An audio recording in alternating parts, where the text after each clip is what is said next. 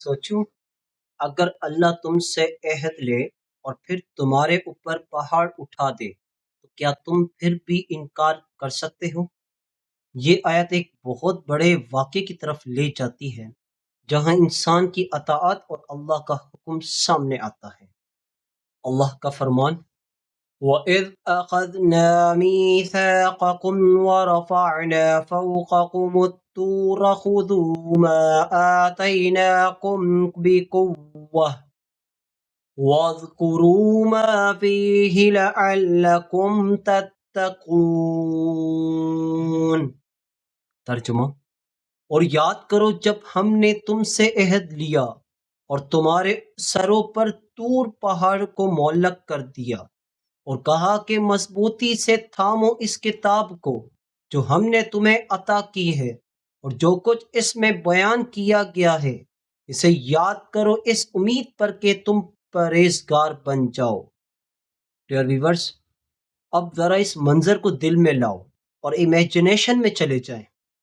پہاڑ آسمان کے قریب معلق ہے، زمین کانپ رہی ہے، انسان اپنی آنکھوں سے اللہ کی قدرت دیکھ رہا ہے، اور پھر حکم دیا جاتا ہے اس کتاب کو مضبوطی سے پکڑ لو۔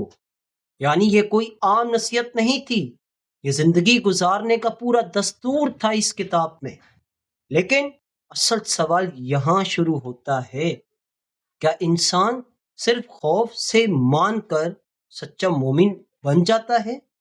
ڈیئر ویورز، بنی اسرائیل نے اس وقت عہد تو قبول کر لیا، لیکن جب دل کمزور ہو تو اطاعت بھی وقتی ہو جاتی ہے۔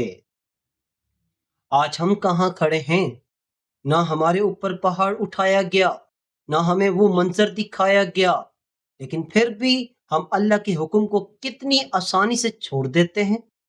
نماز میں سستی، قرآن سے دوری، دنیا کو ترجیح، اور ہم پھر بھی کہتے ہیں ہم ایمان والے ہیں اور کامل مسلمان ہیں۔ ڈیئر ویورز، یہ آیت ہمیں جھنجھوڑ کر پوچھتی ہے، کیا ہم اللہ کے حکم کو واقعی مضبوطی سے پکڑے ہوئے ہیں یا صرف سن کر آگے بڑھ جاتے ہیں؟ اور یاد رکھو، اللہ صرف ظاہری عمل نہیں دیکھتا، وہ دل کے اندر چھپی نیتوں کو بھی جانتا ہے۔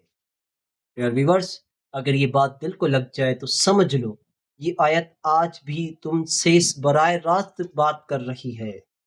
اللہ حافظ۔